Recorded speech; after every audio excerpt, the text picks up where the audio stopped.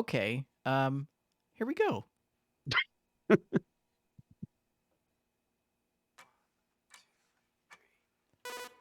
Shalene, Rick, Vandertron, take us on a trip.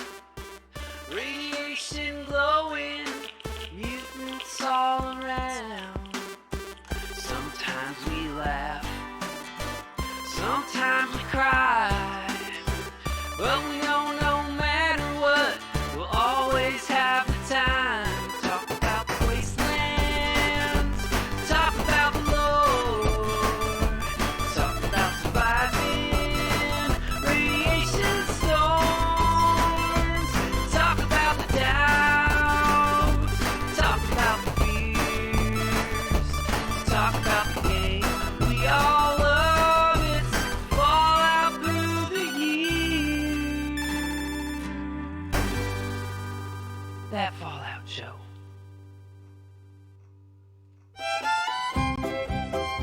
Hello, ladies and gentlemen, dogs and cats, birds and bees. Welcome back to That Fallout Show right here on We Just Love Games Network. I am your co-host, Vendertron. Joining us this evening, as always, is Shalene. Hello, Shalene.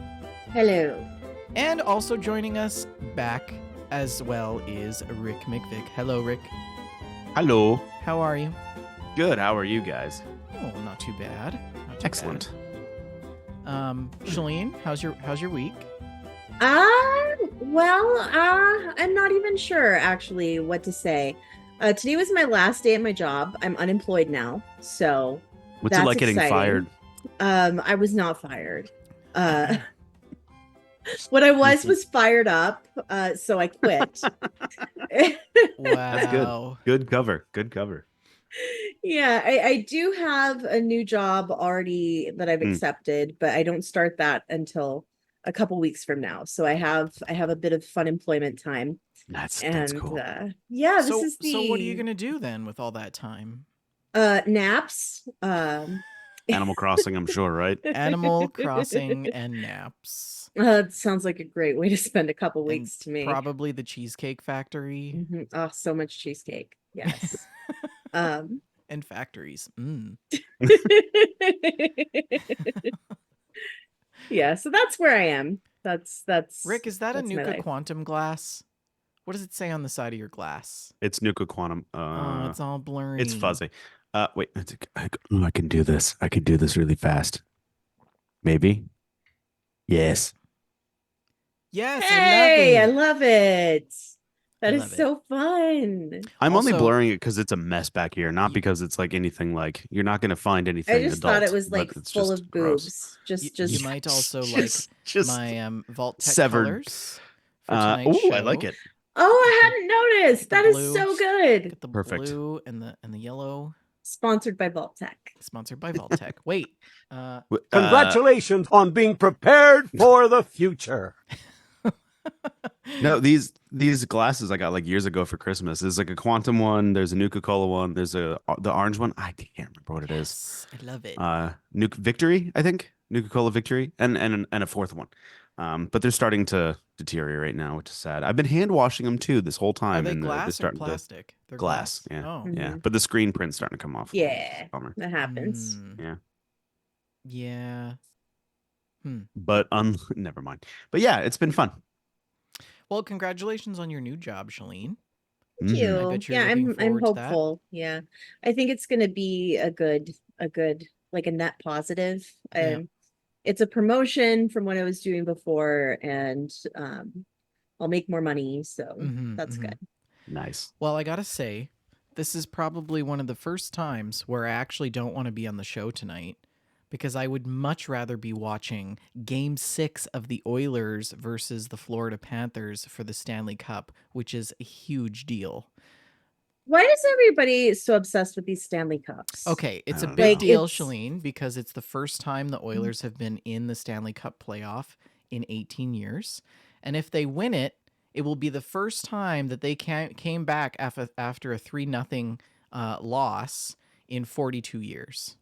So All I'm it's a saying big is deal. I don't understand the hype around the Stanley Cups. They're the same as any other tumbler. They've got lead in them. They've got lead in them. Anyways, And they've got the crinkle paint. I like the crinkle paint. Tonight's episode is episode 68, The Head. I did not pick the Nice. name. But yeah, welcome back to the show. Don't forget the show is sponsored by Oak and Crow Coffee. If you head on over to oakandcrow.com, you can pick up a bag of Ouija's of coffee blend, and $2 from every purchase. That blend goes to the Children's Miracle Network. And Rick, you look like you have something to say.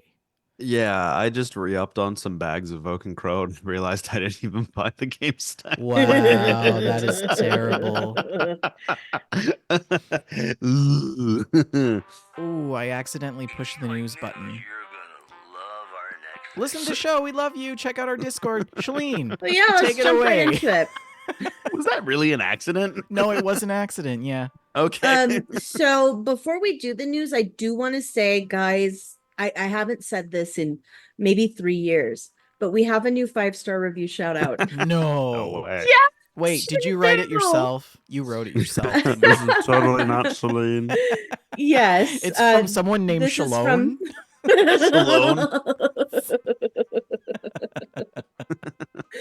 But yes, we have a new 5-star review to shout out from 1QB_V1 via Apple Podcasts in the United States. That Fallout awesome show, they say. I love that Fallout show is the best. All hosts are so awesome and informative of Fallout! Exclamation point. Informative. This feels like a fortune cookie. It feels I a love little it. bit like an AI. It does. professor It review. really does, but I love it.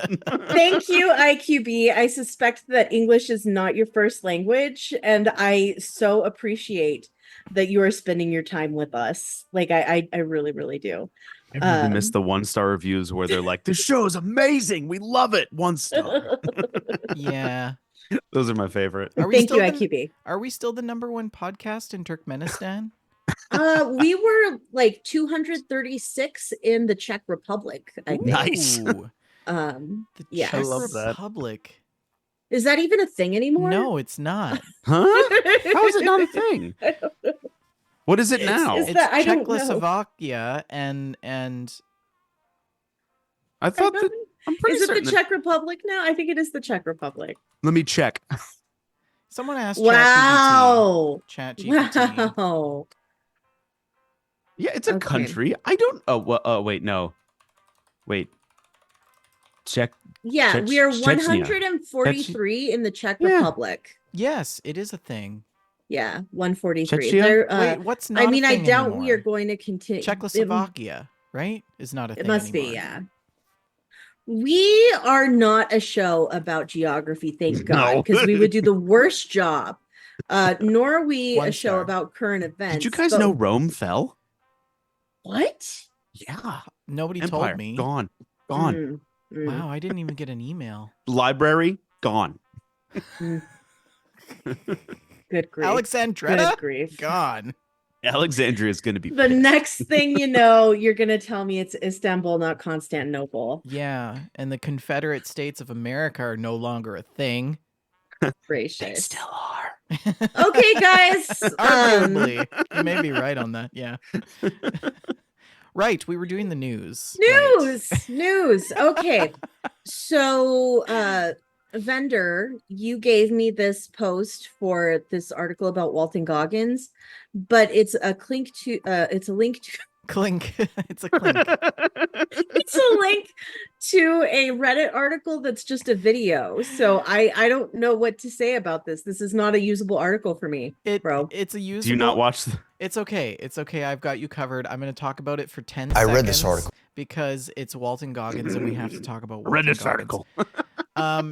Walton Goggins does this interview about how he compares himself to Jim Carrey in The Grinch when getting into makeup and things like Oh. that. And he I talks can see about that. Yeah. he talks about how the latex suit that he has to wear is so much more advanced than what it used to be 20 years ago, right? Mhm.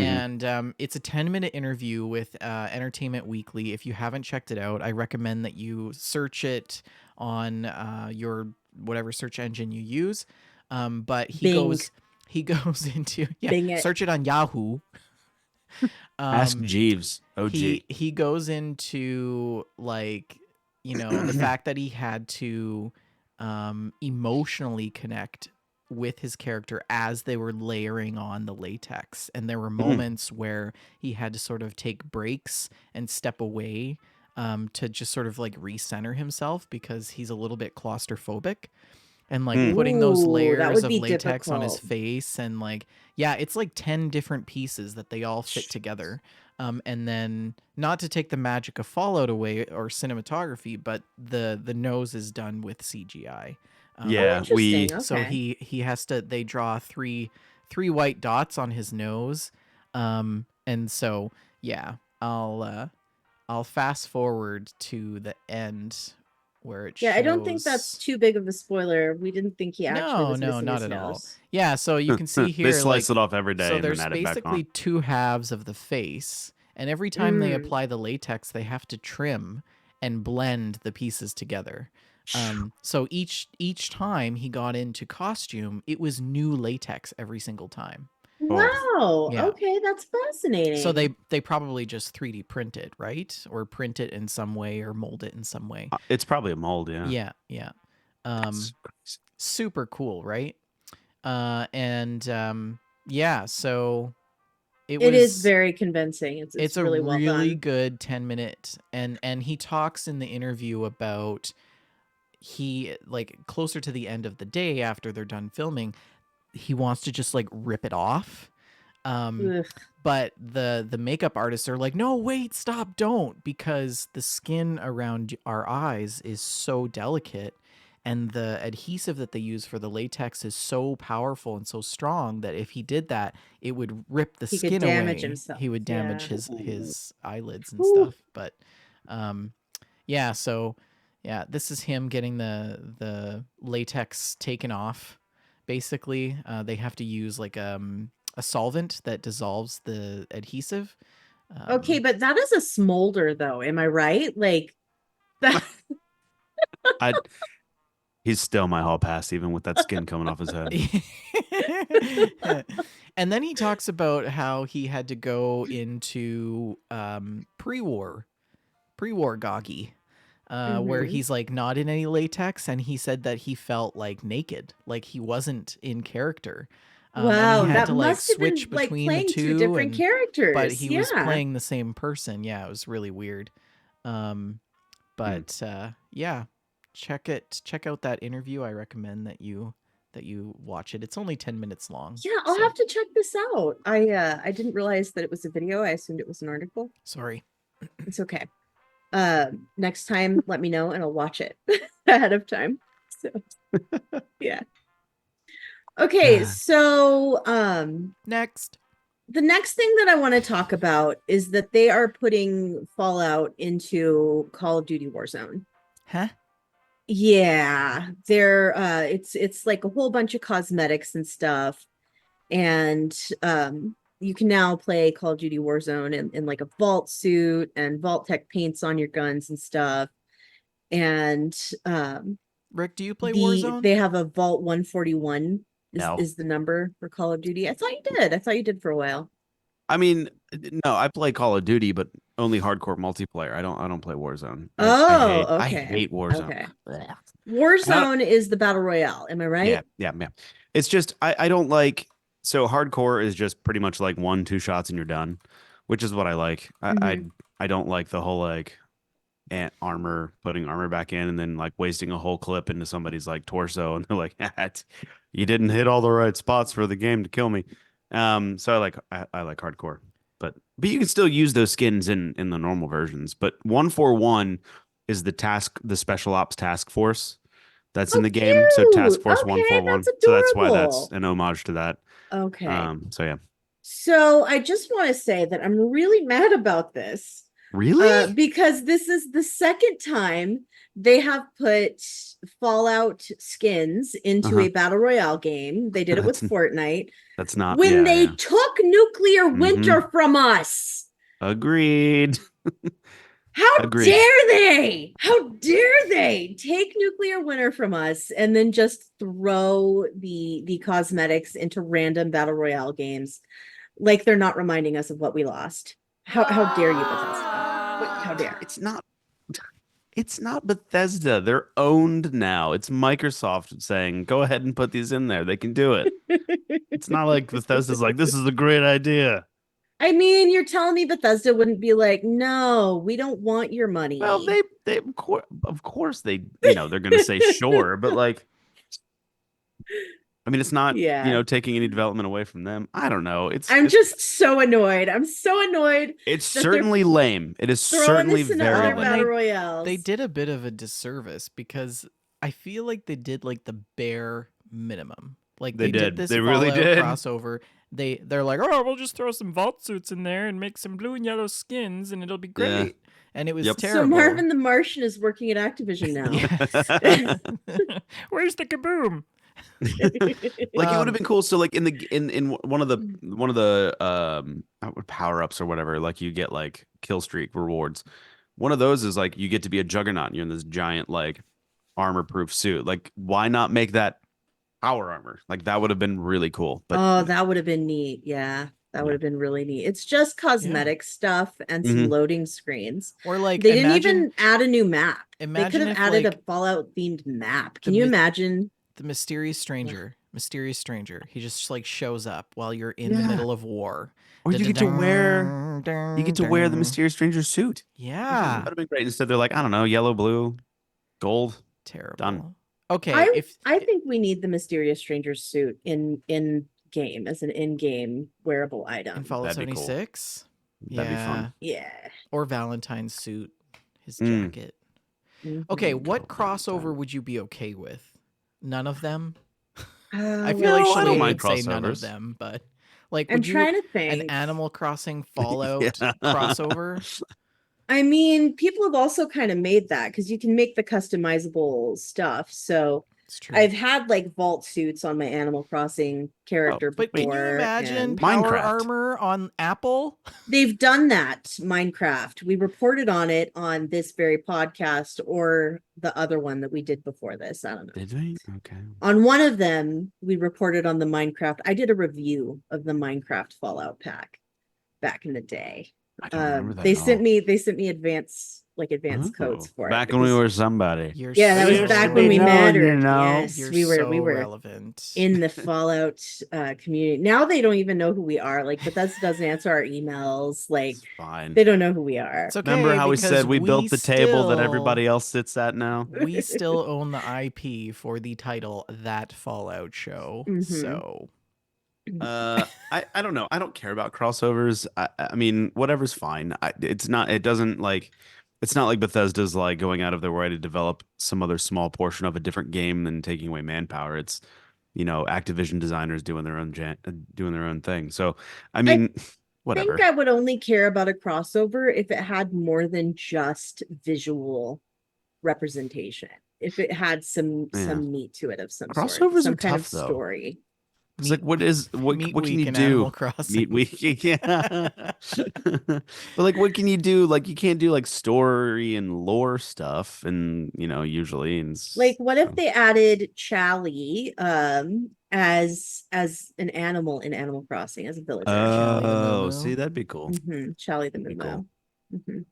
Or Fox, Yeah, like Callie dog Callie meat. and Fox. Put dog meat in some games. Put dog meat in Sea of Thieves. Ooh, Oh, that would that be would be so good. that's a crossover. A Sea of Thieves crossover, like that could happen because they're That's all a under good that one. Microsoft umbrella. Can you imagine That like a could robo happen. a Vendertron like steering a ship? Your that pet, would your be pet so is fun. your pet is a Launch Vendertron robot. the cannon. Ahoy, matey. Oh, that would be so good. That would I be love pretty it. good. Yeah. Yeah. Okay, Shalene. Maybe you can pull some strings. Make it happen. I'll see what I can do. Yeah. I'll give the Bethentern a call. See what I can do. The Bethentern, I hope that they actually had a successful career and are no longer an intern. And I hope Yeah, there's which means they someone don't care now. about us anymore. Yes, I hope that they can freely ignore all of our stuff and live their best lives. I'm pretty sure that we actually like talked that role into existence. Yeah, like I'm pretty sure that it didn't exist, and then we were like the Bethindern, the Bethindern, the Bethindern, and all previous episodes of So whatever now they show. have to have someone And who now just they actually have, yeah. watches all the Fallout content, all the Mhm. different podcasts and videos and stuff, Yep. mining them for information. Mhm. I wonder how many things that they actually laugh at that they know that they can't bring into a meeting. You know, Yeah. they're like, that would be Probably a such a lot good of idea, them. but we can't use that. And I Well, can't one talk of the about it. things that we in particular have been talking about for years and years is how much we would like some kind of remaster of Fallouts 1 and 2. Mm-hmm. Maybe in a modern engine, maybe just a mobile port of some kind. Mhm. Well, our pleas have fallen on deaf ears, my friends. I'm sorry to say, I'm sad to report. So there was, you guys know Mr. Matty Plays on YouTube? Yeah. Mhm. He did an interview with Todd himself. Ooh. Yes. And that was one of the things that he asked about was what are the chances of getting these remakes? And Todd Howard completely shot that down. He stated that it is important to them that these games remain playable, but that he wants to see that they're played in their original state. He's not interested in porting them to other platforms, not interested in remaking them in a modern engine, that kind of thing. Let me read the quote here. The main priority for us is to make sure they're available and you can still play them, Howard said. So on the PC, obviously they're there for people to go and get and play and making sure that they run okay. As far as beyond that, we've talked about it, but our priorities in terms of, hey, let's go do dev work and make sure certain things work, they haven't been in those areas. So again, priority is, hey, can people load it up and play it? We want it to load up and run well. But we can't. That still doesn't happen, Todd. I mean, I'll bet you could more easily play Fallout 1 and 2 than you could Fallout 3 for a while until they got rid of that stupid Windows for Live thing. Skadoosh. That one right Now- there. Now, I will say I 100% respect that philosophy of keeping those games in a time capsule. I'm all for that. I think that's a good I Yep. think that's a good philosophy to have. You know, sometimes things in the past are great just where they are. Well, how far? I mean, you're talking about how far should we go with innovation Mm-hmm. for the Sure. purpose, for the sole purpose of capitalism or consumerism? Well, I right? mean, even Like, right. At what right, point are you consumerism. doing it a disservice? And I think that it's a good call. I think he made a good Well, call. True, and if you keep making remakes, then nothing original, well, less originality will come out because you're busy focusing on the remake. And again, sometimes things that are I heard this in relation to audio equipment.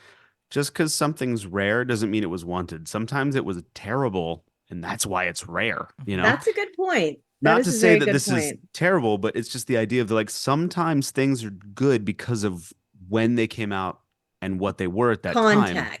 Context. And I would probably venture to say that without a lot of overhaul, 1 and 2 wouldn't be as good in like a more immersive setting. Just my thought. I mean, the quirkiness of Fallout 1 and 2 is what really made them cult classics, right? And Yeah. I feel like if they touched it, they would break it because they would have to try to, like, you know, introduce some new dialogue or like shopping systems and UIs and Mhm. things like that, and it would just break everything. They would just break everything. So I think maybe it's more like Todd saying, no, we don't want to touch it because we'll probably just break it rather than Mhm. make it better.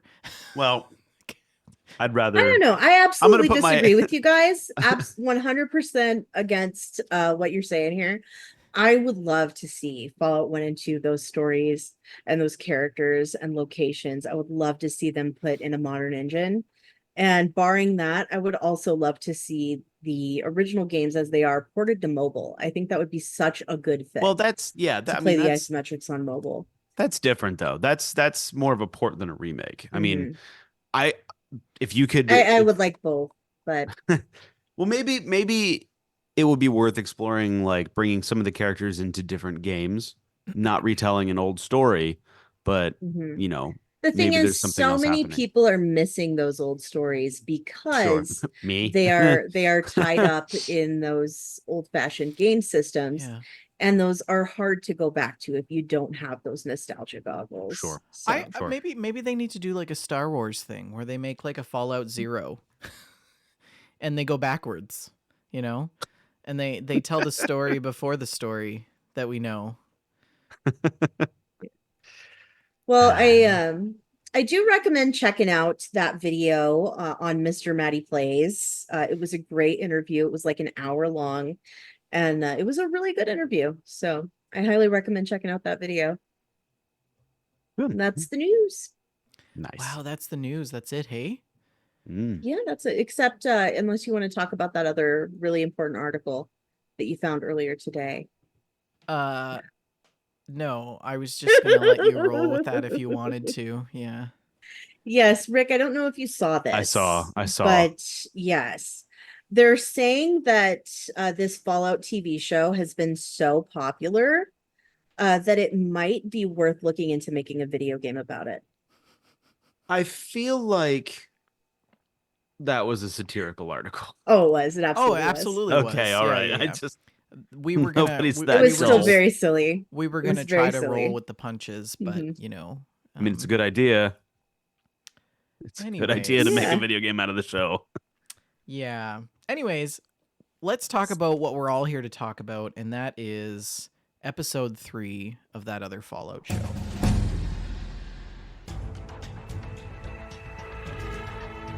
So I hope that you've all watched it. I rewatched it mostly. Shalene, I feel like you're really prepared. Do you want to just take the lead on this one? Sure, let's do it. Let's start scrubbing through it. So the episode starts with the beginning. The beginning. And I thought this was really interesting because a couple episodes ago we had the end. The end. So, I think the first There's episode so was the much, end. yeah, there is so much symmetry in the way that this show is written, the way that it's built. And we have this melodramatic scene with Walton Goggins in his pre-war form as an actor. Try and pause this. Don't leave things rolling too long, or You're else right. we're going to get a copyright strike. There, that's what I wanted. And he's opposed to just executing his enemy because he wants to arrest him. I'm the sheriff. I should arrest him. And he's told by his producers that the writer's been let go. He was a communist. Just shoot this guy. Just shut up and shoot him, which is really exactly the kind of statement that the Fallout series has always made about America. Yeah. Yep. Just shoot first, ask questions later. Yes. Everyone wants to see the blood. I think what I Mhm. liked most about this scene is that there's a lot of irony in Goggins' character here, because if we Mhm. fast forward to after the bombs dropped, he'd shoot you on sight if you looked at him Oh, the absolutely. wrong way, right? Yes. In fact, he did that to 3 people. Exactly. In the first episode. Exactly. So Which, did we talk about how that was Bubba Gump's actor? We did, feel like we yes. did. Okay. Mhm. yeah, it was pretty good. And then it sort of skips forward to this scene in the alley where his Yeah. wife comes We in. have this really cute scene where he talks with his wife Barb, and they have this very flirtatious encounter about the lavender taffy, which it turns out is absolutely horrible. Lavender taffy sounds like the worst idea to me. It does. I now Yeah. want It to really try does. it though. But have you Yeah. ever tried lavender taffy on like a canker sore? Or sorry, No. have you ever tried lavender oil on a canker sore? No. Nope. It Again, is the no. most vile thing in the world. That sounds like a Smells bad so good. time. I was at my cousin's in Quebec when I was traveling, and I had this canker sore, and she's like, "Oh, just put some lavender oil on it. It'll numb it." I had this terrible taste in my mouth for like 2 hours that day. It was Now there is awful. this one coffee shop in the area that makes lavender lemon cornmeal cookies. And these cookies are like the best thing ever. It sounds like a terrible idea, Those cookies are Lavender lemon delicious. cornmeal. Well, they probably use Yes. the seeds, Oh right? my The lavender lord. seeds. I think so. Yeah, Yeah. yeah. It's amazing. They're so good. I mean, Um, I'll do a London fog, which is lavender in it, you know. But London it's, Fog doesn't have lavender in it. That has Earl Grey in it, doesn't it? it's Earl Yeah. Grey, honey, lavender, and or maybe it's. It Oh, doesn't I'm have thinking. lavender in it. I know. You're Sorry, thinking it's of a the London specific. foghorn. That's It's different, the yeah. specific one that a place near me makes is one that Mm. has they put a little lavender in it with the Okay. honey and the Earl Grey, and it tastes really good. Anyway, I think we've We gone past the yes. taffy point here. So he's flirting with his wife, and it's this very cute thing. And we noticed that his outfit is very much blue and yellow, vibrant Vault-Tec Mhm. colors. And she hands him the box that contains a vault suit. She mentions that it is specifically in his colors, and they go off together as a family with Janie, the daughter. Mhm. Do you notice? You notice the statue in the background here? Yes, we do. Why is that important? Am I missing something? Because we get to see the ruined version later in the episode. Oh Mhm. shoot! I didn't And it's realize also in the game, right? It's in Fallout 3, Fallout 4. No, that. I wouldn't think so. no, because this is the West Coast. Oh, maybe I just remember seeing it in a previous episode then. Yeah, this is West Coast Fallouts, and those Mm. are all East Coast Mhm, Fallouts. mhm. Gotcha. So, yeah, go ahead and scroll forward a bit. So then it's, Okay. we're in the next scene. Yeah. Favorite parts of this whole Yes. episode. I Is it him? love this. Oh no! This is So when he this finds is it. where Walton Goggins, the ghoul, finds the headless corpse Yeah. of our Enclave scientist. I don't remember his name. Something German-esque. Yes, and he and Dogmeat are just standing there looking at this corpse and wondering how he lost his head. It's great. It's just so good. They're next to this satellite, the CCCP satellite, and in the desert. And you see that headless corpse and think back to Lucy. Okie dokie. Mm-hmm. It's brilliant. Okie dokie. It's brilliant. That's a Soviet satellite, by the way. It is. It absolutely is. Yes. I didn't realize that till Yeah. just See now. the CCCP. Yeah, we on talked the about top? this on Yeah, I thought it- episode 2 when you were gone. No, okay, well, fine. I'm catching up. All right. See if you show up to the episodes, then you get to be part of Wilzig. that. It was Wilzig. Yeah. Wilzig. Yeah. Wilczek. Yeah. Wilzig's headless corpse is just Mhm. sort of sitting Brilliant. there. Yeah. Mhm. I think this is also the scene where we, for the first time, see the ghoul's illness.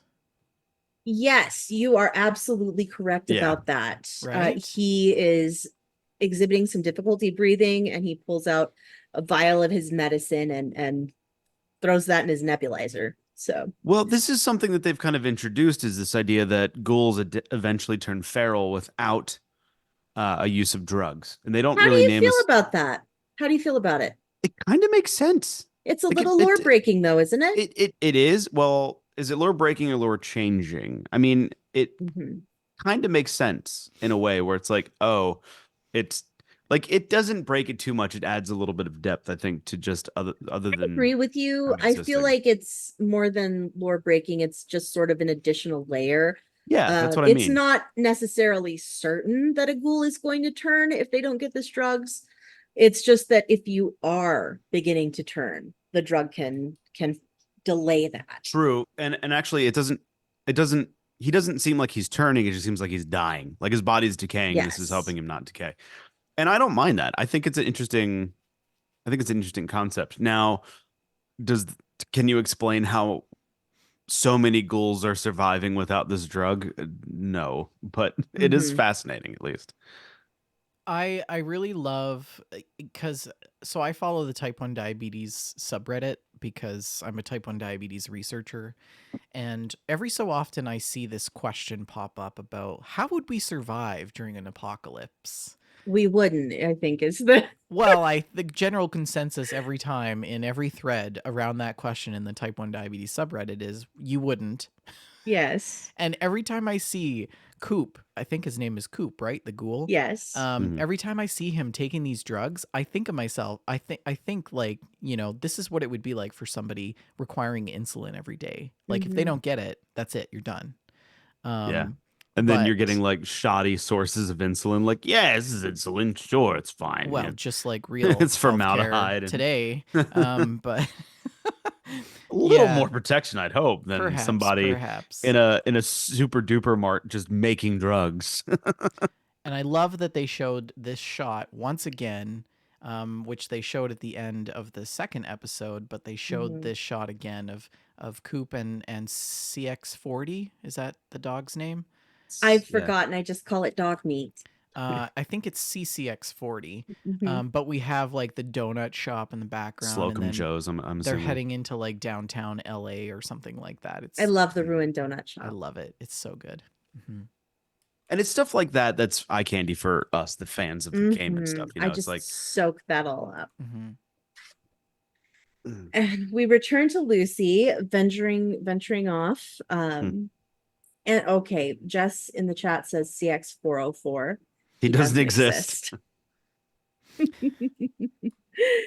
And I love that Lucy is just carrying the head by its hair. Like she's Yeah, I know. I feel like this is the first time where we sort of see her like a little bit badass side. Like she's a little bit jaded by the wasteland now, Mhm. right? Yeah.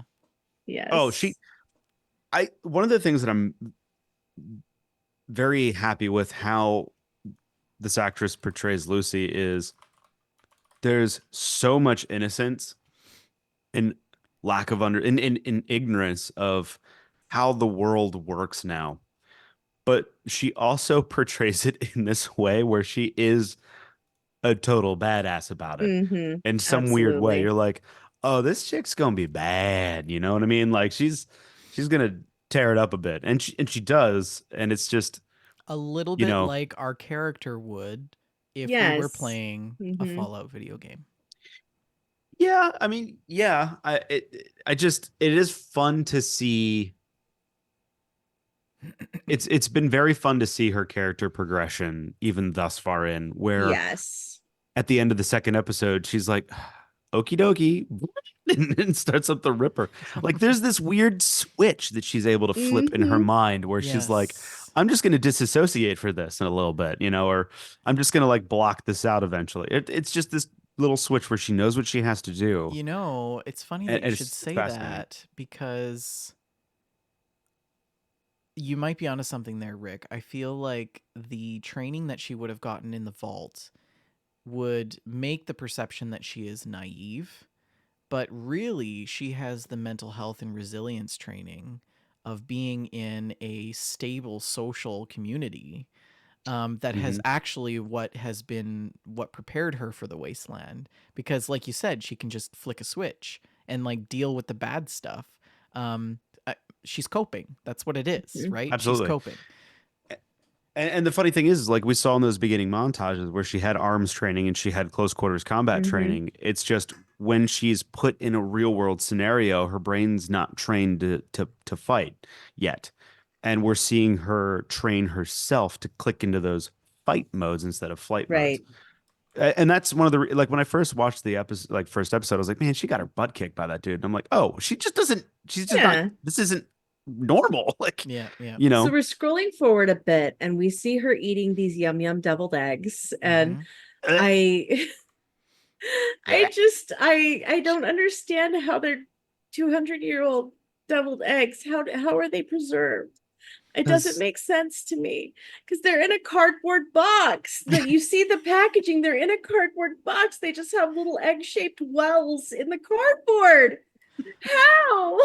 Video One game thing that's been logic. well, it's one thing that's so funny to me about how this universe portrays food is like the prepackaged prepared food is good no matter what. Like it's never Yes. going to go bad, and it's such a play on what food is today, Mhm. especially in the 50s where everything's like TV dinners and it's Yeah. just so full of crap. Microplastics. Mhm. It's never going to go. Yeah. she begins to inspect the head to try and determine what's special. The thing that he injected into himself kind of gives her a little shock, and she says, "Fine then, keep your secrets." Yeah. She does shove a tracking device up his nose, though, so there's Such a smart move. Really smart. I think Sploop. that was probably the most clever we've seen her character be. Definitely so the most far. thoughtful, Yeah, yes. Yeah. Very smart. So Yeah.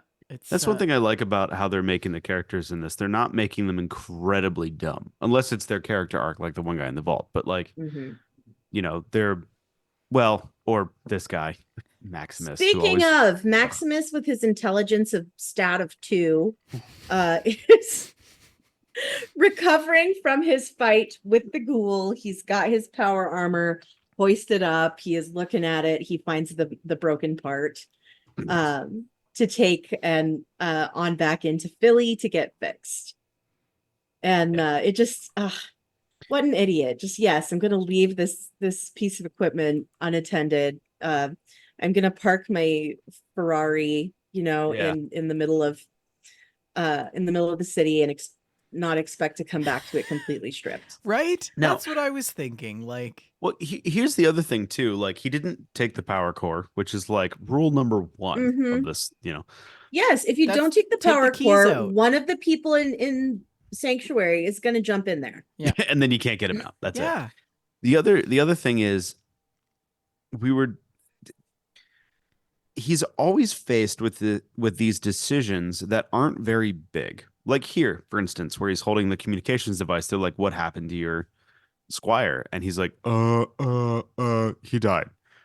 And it's like, dude, you didn't kill your knight. Like, really, he's dead. Who's gonna tell them that you like let him die? Nobody's gonna Yes, tell them that. he So, like, could have said, "This is Maximus."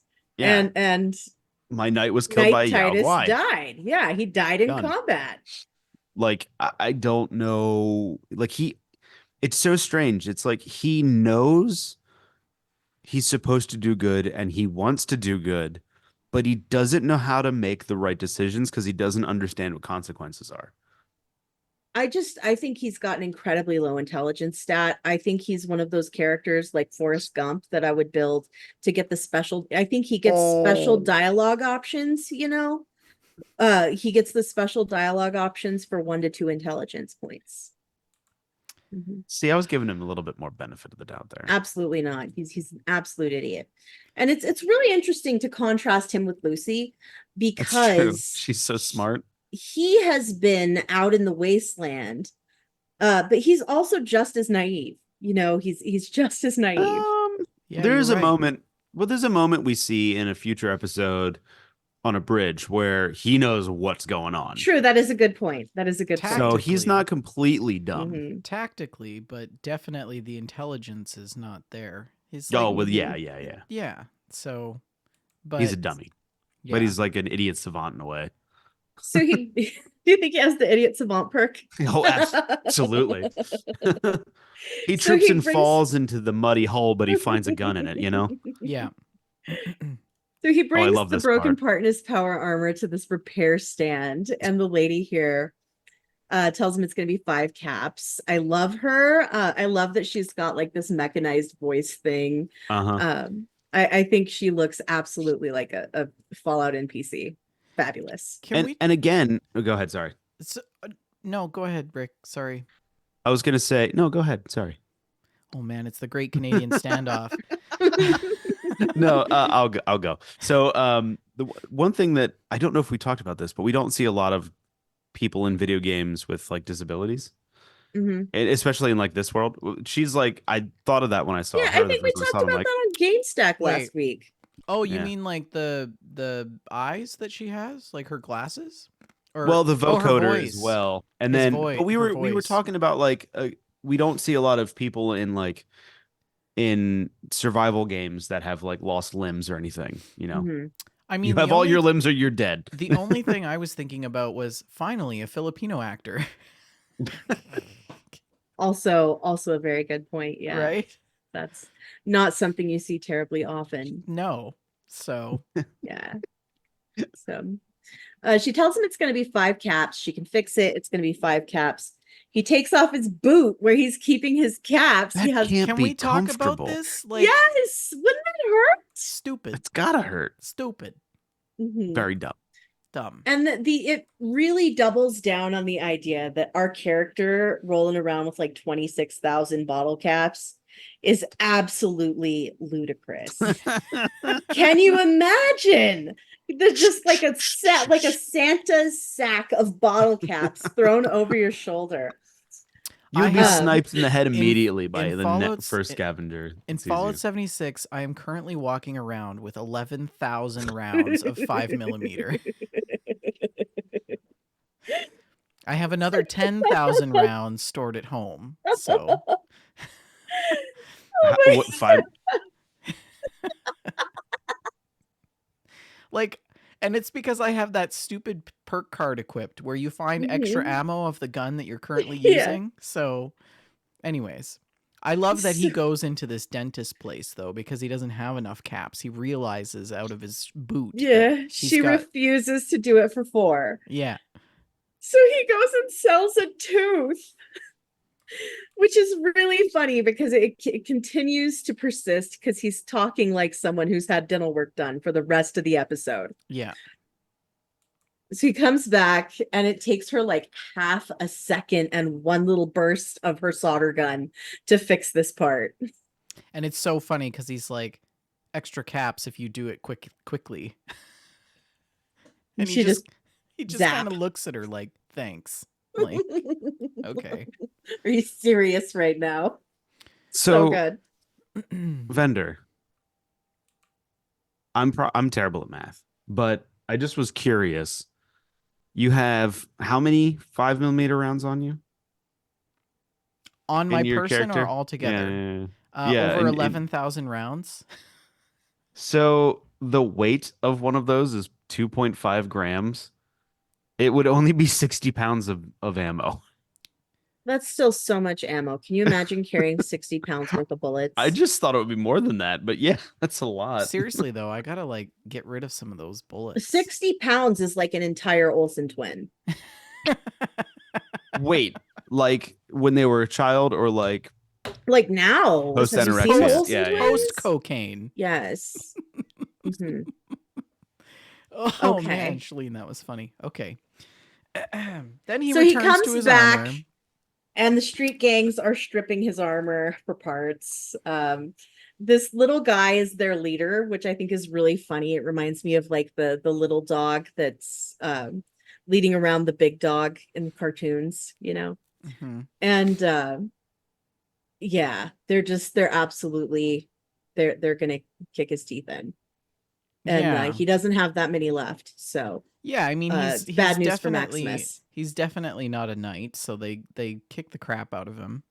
mhm. And I mean, like, what did he think was gonna happen? You know?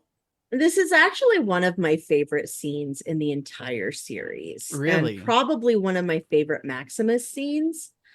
Because after he gets absolutely just thrashed, Mhm.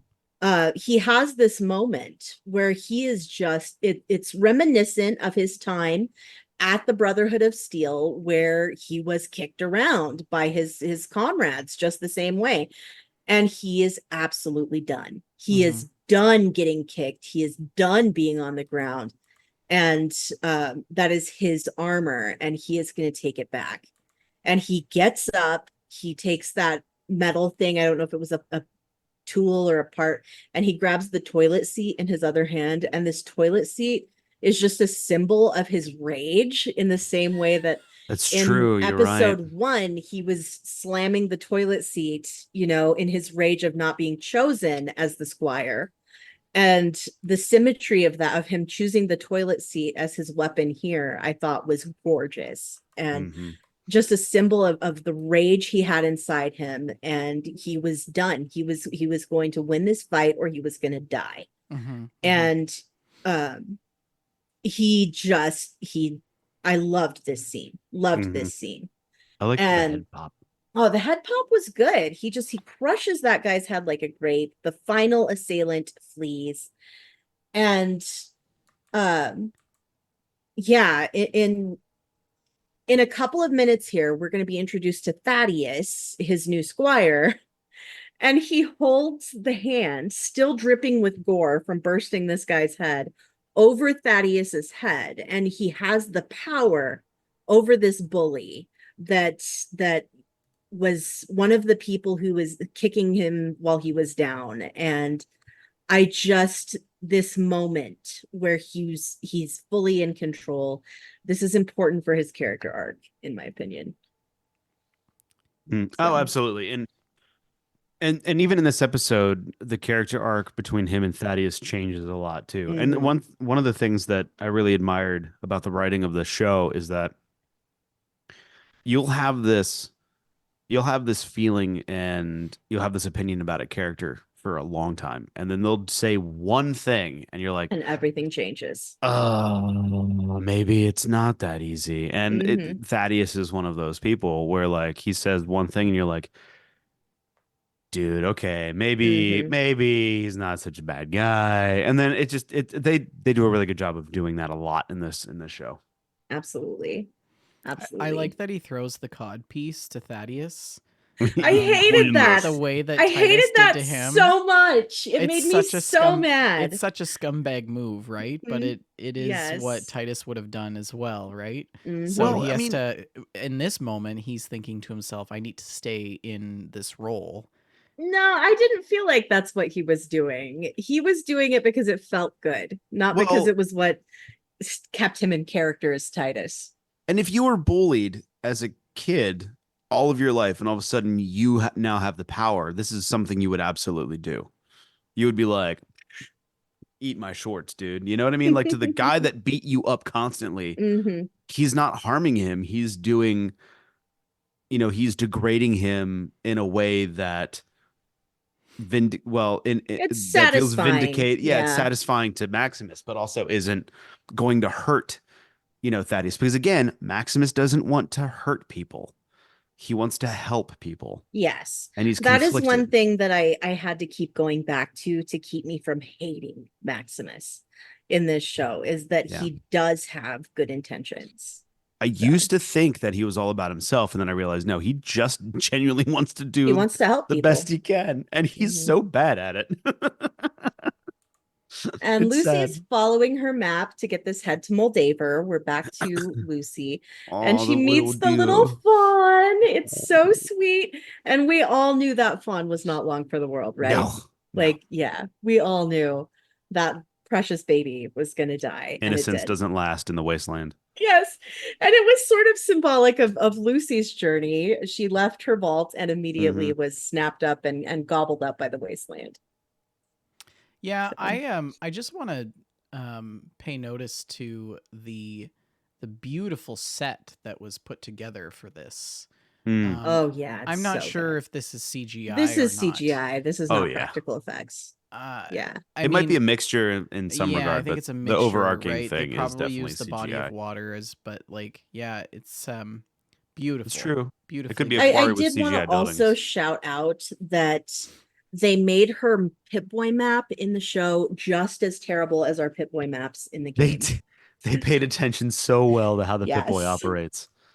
In fact, I wish ours had a little bit more functionality like hers has. Like Yes. the tracking beacon, that would have been so great. Mhm. Yeah, the tracking beacon would have been a nice thing. Put that on Benny. So the only thing I was gravitating towards in this scene was are gulpers really that sneaky? But then I'm realizing Gophers that are pretty sneaky. well, but I'm also thinking that she probably doesn't have very good perception right now That's because true. she just got out of the vault. So it might Yeah. seem like this giant gulper is sneaking up behind her when really, She's just She's oblivious. maybe level 3 or 4 right now. yeah, Maybe. exactly. So I wonder if, and then I was thinking to myself, like, when they were filming this scene, was the director like, no, this person needs to be inexperienced in combat in the field with these creatures that she's never seen before. They were Mhm. harping back to the fact that she's, again, like you said, level 3 or 4. hmm Yeah. Yeah. The trank gun. The trank gun Yeah, is and so good. I was so Which- annoyed that she fired without even having a target. She just fired blind. Never do that, people. Never fire without having your target. Um, Yeah, the creature takes the head. Yep. yes. Creature takes the So- head. He's this is where she fires blind. hmm Yeah, he's behind her, and then she just loads It up almost and gets her, blammo. but she manages to fight it off.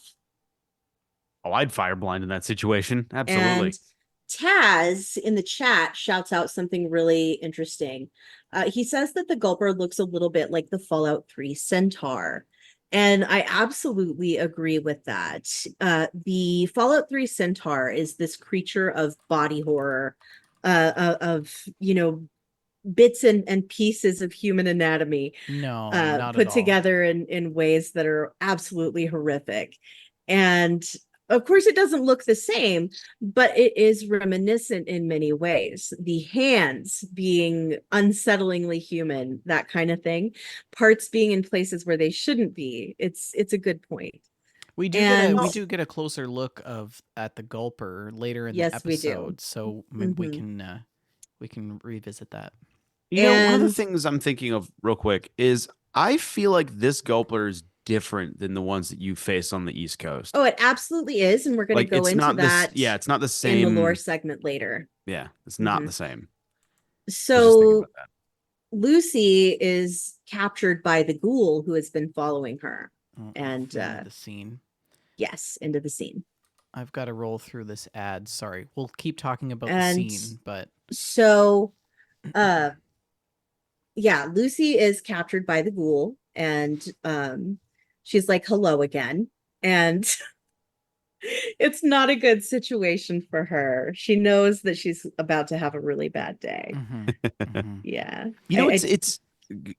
It's funny. I kept telling we had like a watch party with some friends when we were going through this for the first time, and I kept telling them, I'm like, all I want is Lucy and the ghoul to be like, cowboy, like just like a badass like duo that just goes through the wasteland Mhm. together. And like every time they'd get together and they'd fight, I'm like, they're gonna be buddies. It'll be fine. And it's just it never it's just, happened. eh, Yeah. Well, But, I like- mean, yeah. but it's funny because every time I'm like, the ghoul doesn't want to hurt her. He's just, it'll be But fine. also, It yes, will he be- does. He doesn't care. But he's also not super. He's conflicted anyway. Is he? Is he? Of course he is. You've just got a He's crush good deep on down. Walton Goggins. Walton Now we're Goggins gonna can do no go wrong. to. Now we're gonna go to. Can't we just have like a salad, dude? You don't make friends Can with we just salad. have like a salad or something? We're back to Norm in the vault, and he's waiting outside. And Chet pops out. He's been having a meeting with the vault leadership. He has been stripped of his post as gatekeeper, I love that. which I thought was really interesting. That's not something that we've really encountered in past Fallout games, that they Mhm. had somebody who was specifically in charge of door opening. Well, we haven't seen a tri-vault True, before, true. whatever you want to call yes. it. That's true. And Chet is just devastated, absolutely devastated. This was his And- identity, man. Yes. Opening a door was his identity. The door opening and also cousin stuff. That's all that mattered to him. That's all that mattered to him. Yeah, that's true. And Oh, Norm boy. goes in to meet with vault leadership, and I love this kid. I love him so much. This scene was everything.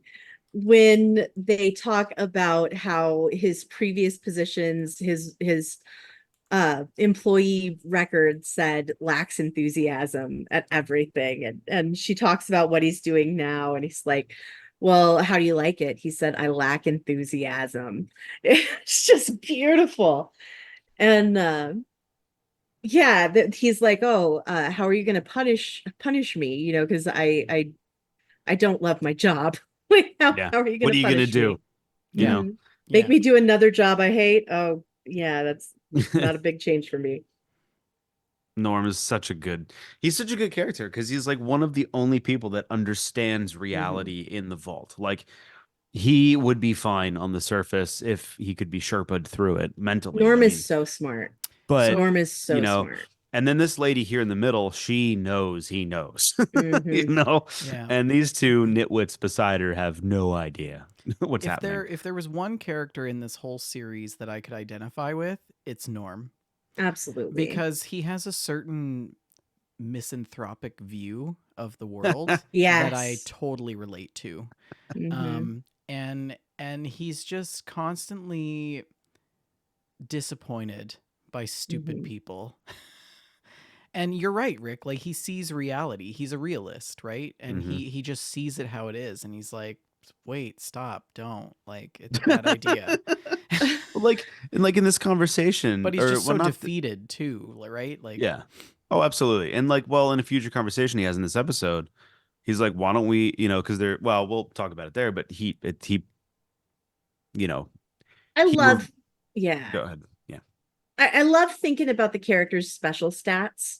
And I feel like if Maximus has like a 2 intelligence, Norm's rocking at least like an 8 or a 9. Oh, yeah. Strength But is a he's got 2. like a 3 charisma. Yeah. yeah. And a strength of 1. Like the Yeah, dude Yes, he's doesn't got this small frame he- trait. he can't fold a wet paper bag. I mean, it don't work. Yes, I love him. I love him so much.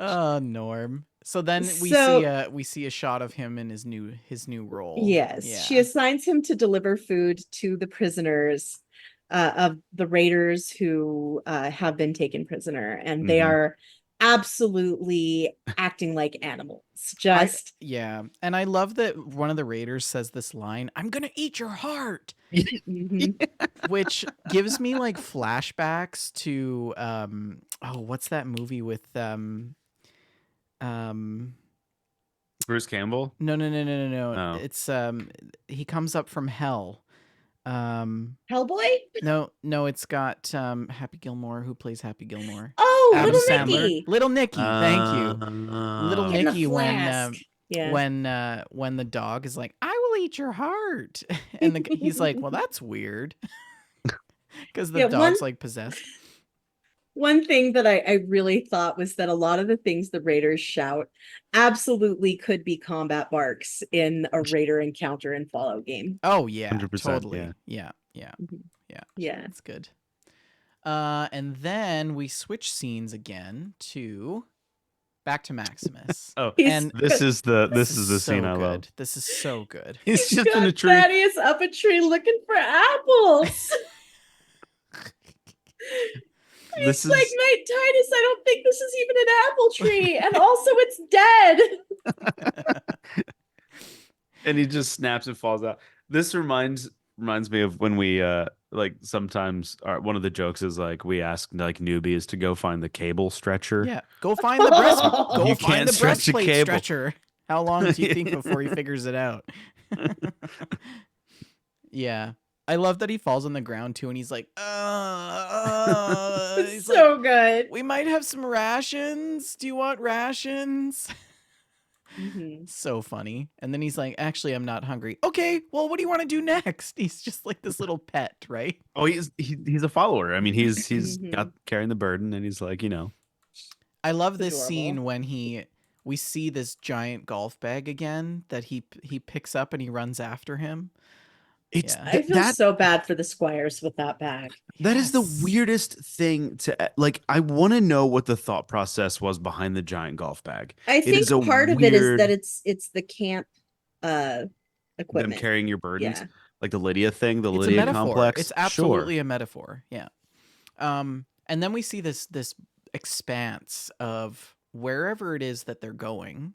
It is a very, very familiar expanse. And this was one part that I wanted to shout out about the beautiful symmetry in the writing here, because Thaddeus starts to talk about his encounter with the ghoul, with Maximus's encounter with the ghoul. You Max. He Oh yeah. is very, very racist towards ghouls. He talks about how they all need to be put down, on sight, etc., etc., and the symmetry of like knowing what happens later on down the line. Oh yeah. It's Yep. just gorgeous. Yep. And he pulls out this thing to track the radiation signature of the ghoul, and Maximus is like, yeah, I totally meant to do that. Mhm. And they track the radiation signal of the ghoul. Still not revealing his cover. Mm-hmm. Carry on. Mm-hmm. And then we're back. Yes, we're back with the headless body. And Rick, this is your favorite Yeah. scene. Oh, yeah. Do you want to shout Well, this out? It's such a good Mel Brooksian type of moment where there's a headless guy. He pulls out his like, The cryptographic drawing. Yep, this drawing must of be the guy. and he goes, "Yep, look at him. It's the right guy." Like, it's just Oh, it's so such a silly. brilliant passing moment of like, "Yep, this is him. So Look at it." silly. And I love when they're discussing like, wow, who did this, the girl or the ghoul? And Max He's is like, the ghoul. the ghoul, Definitely the definitely the ghoul. Well, like the other thing too is this feels like a Fallout moment. Like if you found, like this feels like something would happen in Skyrim or Mhm. Fallout when you find a dismembered body and they're like, "Oh, yep, it was him," and you're like, "What?" How do you even know that? Yeah. yeah. Mhm. Clearly, look. Now, the one thing that I want to point to is like this Geiger counter. I have never seen that in the Fallout universe. Does No, that look no. Oh no, familiar that to thing's either of you? ridiculous. This thing is No, like that is- This is so ridiculous. Yeah. Absolutely, add on for the show. Mm. Mhm. But that's, I think it's actually a hair dryer. Yeah. Which- Yeah. From- With a little from bit of actual- silver paint on it. Mhm. But actually, from 1955, because that thing is a big. Mhm. Well, I mean, Eh. the Geiger counter that we used in the lab was that size. It was Mhm. pretty Oh, was it big. that Oh big? yeah, and it had a Oh. little wand that sort of unclipped from the handle, Mhm. and then you would like hold it. Yeah, the Oh. Geiger counters that we had at the fire station at my previous job came in a suitcase. They were like this big. Wow. Okay, didn't realize Geiger Yeah. counters are that big. Yeah, let me see if I can find the one that we had here. Mhm. It was kind of like this actually. This one here on the right. Yeah. Actually, no, it was more like this one. And then yeah, this is the one that Mhm. this is the one we used. Okay, that's kind of big, yeah. Yeah. I like how they stopped building those in 1955. But it still works. Just the look of them. The thing Sure, about yeah. Radiation equipment is that it lasts forever. Just like radiation. Just like yeah. Just Anyways, like radiation. back to So we cut back to Lucy and the ghoul, and he's got her tied up and attached to an anchor, and he starts just dipping her in this water here. This is a good conversation where she's like, torture doesn't work. And he's like, they did Yeah, I studies know. that actually Yeah. show that torture doesn't work, yet the practice kept on anyway. Fascinating. By the way, I'm not torturing you. Dunk. You're bait. And when he tells her that she is bait, and the shot after that just shows the anchor in a way where it looks more like a fish hook. Mm-hmm. Yep. Mm-hmm. She's the lure. And Yep. and I thought that was brilliant, the way that they framed that so that that anchor looked like a lure. And again, and it's funny because like this again, we were talking about this before, me and my friends, but like he hasn't done anything. This is going to sound weird, but he hasn't really done anything cruel or inherently super evil. Mhm. He's very much just a neutral character who's only out for himself. I agree with that, and yeah. She's just there, and she happens to be the thing he can use as bait. It's nothing against her. It's not because he hates her. It's just she's there. It doesn't matter who it is. He and- needs to get that gulper. And it's a very interesting concept, and I think they wrote him in a really good way where it's easy to not hate him, and you know what I mean. Mhm. I don't hate him. I don't think you could ever hate Walton Goggins, No, right? you can't. No, you Yeah. can't. But even still, like he they did a very good job of writing his neutrality, I guess you could say. Mhm.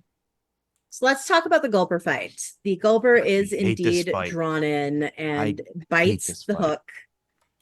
And why do you hate this fight, Rick?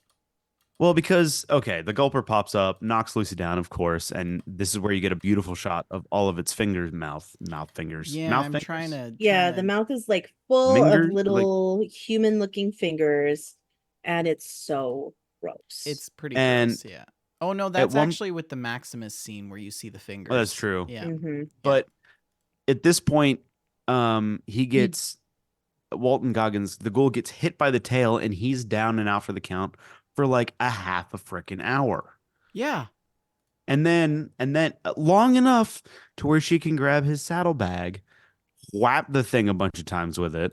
It grabs the saddlebag, munches on it, and then throws it down. And then he gets up right as it goes into the water, and he's like, just missed it. Like he didn't have 30 years to get up to like. Mhm. It's like, this was a dumb part. This was a dumb part. The way that he's acting in this fight is, I hated it. I Yeah, didn't like because it. he has the strength. I mean, I Like, don't get know. back up, bud. Get back up. I get don't up. know. I don't know. I feel like maybe he was not as prepared for this fight as he could have been. Perhaps, but when he gets hit and falls down the Mhm. first time, he smiles like, haha, this Mhm. is fun, and then just lays there for a while. Mhm. Like it's Well, like, she dude, what are you loses one doing? of her boots, which is not a great time. No. I love that she loses it and like it's gone.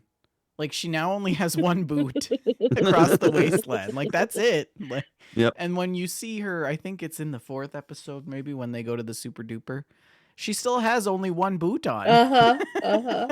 It's so funny. And he opens his saddlebags, finds out that Ugh. his ghoul medicine has been smashed. He's furious, and we have to go side questing now. Well, he says this wonderful line, and I can't remember what it is verbatim, but do you know what it is? Yeah, so Lucy says, "Why do you do this?" And she says, it's the golden rule. Do unto others as you would have done to you. And he says, yeah, well, the wasteland has its own golden rule. Thou shalt get sidetracked by bullshit every goddamn time. Mhm. It's so good. And you're like, yeah, that's true. Yeah. Yes, so accurate. That's pretty much I need to it. find my son, but also save the settlement. I think the Mhm. thing I like the least about this scene is that they leave the dog behind. Yeah. Well, it's not his dog. Yeah. Right. But the dog Again, knows They the didn't do head's in the anything water, cruel. He's so. just like, it's not my dog. I don't know what you want me to do about The it. dog's loyalty to his master, I thought, was really sad. Mhm. But Yeah. okay, so we're back to Maximus and Thaddeus in the wasteland. Thaddeus wants to like fill up his water bottles, Oh, yeah. his little camel pack. So And this is that Um, conversation that I mentioned before where everything kind of changes for your view of Thaddeus. You know what I mean? yes. 'Cause, Yeah, you because know, he's trying to get to know Knight Titus, or what Well- he thinks is Knight Titus. sure. Mhm. He tells Maximus a story about a time he sabotaged a friend to get involved with the Brotherhood, right? And then they don't really. I missed that. Yeah, Yeah. I don't know if that I was, missed that. Yeah, I thought he told about pooping for bloat flies. yeah, that was He said that's That why I'm was so the- fat. yeah. He talks. which about, he's not. yeah. but- I was a but I meant I was a shitter. but what I meant more so was when Maximus is like, tell me about the squire, and then Yeah, he did goes you know into my this former heartfelt. squire? Yeah, he Mhm. goes in this thing of like, he's like, I used to get beat up all the time. And then when Maximus came, I had this idea of like, well, why don't we What beat if we him beat up? him up instead? Yeah. And he goes and he's like, I wish I could tell him I'm sorry. Or I wish he, or like, I don't And know I if wish he said had I'm sorry. lived long enough that we could beat up somebody else instead. And you realize it's just the perpetuation of bullying, essentially, in this thing. And Thaddeus isn't necessarily bad. He's a victim of, He's a the product environment. of his environment. Yeah. and it again, one of those moments where you're like, oh man, maybe he's not so bad after all. Maybe I don't hate Thaddeus that much. Mhm. Yeah, it's interesting. Thaddeus became like the favorite after this episode. Yeah. My feelings about him changed quite a lot. Oh yeah. So going forward, what's our next bit here? So the next scene is back in Vault 33, and Oh, this is our meeting in the vault. they're now Mm. sort of talking about what they should do with the Raiders, right? Mhm. Mhm. And I think it's so funny because they're having like a town hall to decide what Yes. the plan is, and I could They're teach 'em talking about teaching them Shakespeare. calculus. And I just thought there was a moment in this conversation where Norm has like a speech check and he passes it with flying colors. Yeah. He mentions like, I think we should do the same thing to them that they were going to do to us. Mhm. They shoot him down and say, obviously that's not a serious consideration. And he Mhm. says, of course, you're right, overseer. And they both nod like they are the overseer. And it's just this moment of subversion. And I loved Norm so much in And this this is moment. and this is the conversation I was referring to, where like he's the only one that understands the true nature Mhm. of the situation. And then like sometimes in life you can't fix broken people, and you can't do anything about it except for get rid of them. And it sucks, but like that's the only thing they can do here is like get rid of them, which like And it's he not their knows that. job to fix these people. It's not their It's job. not. And like it's a terrible situation, I don't think. And like again, from a kid in this vault, you were told that you were to rebuild society, you were to train society. So of course it makes sense that these people want to teach them. It's Mhm. not That's anybody. what they think their It's purpose yeah, in life it's not is. anybody's fault to be like we can rehabilitate them. When Norm's like, No, we no. can't. In the same way we have learned that we need to rehabilitate people, these people have learned that they need to kill for food. Mhm.